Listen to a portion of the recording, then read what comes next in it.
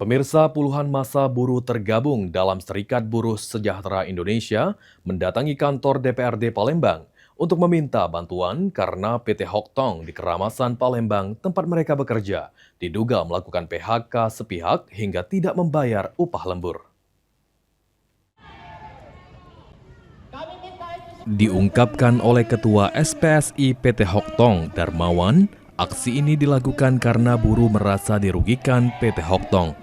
Adanya dugaan PHK sepihak, upah lembur yang tidak dibayar perusahaan sejak Agustus 2025 lalu, hingga keinginan buruh untuk diangkat menjadi PKWTT atau Perjanjian Kerja Waktu Tidak Tertentu.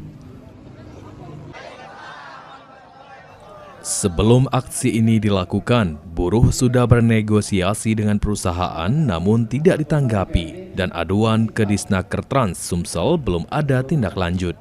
Itu saja Pak yang bisa kami sampaikan. Terima kasih. Upah lembur kami tidak dibayar, Pak. Terus PKWT itu tidak boleh di bagian produksi karena sifatnya itu sementara. Kami menuntut untuk diangkat menjadi PKWTT. Dari aksi ini, Komisi 4 DPRD Palembang akan melakukan audiensi dengan 10 orang perwakilan massa untuk menemukan solusi dari tuntutan yang disampaikan. Sandi Pratama, PAL TV.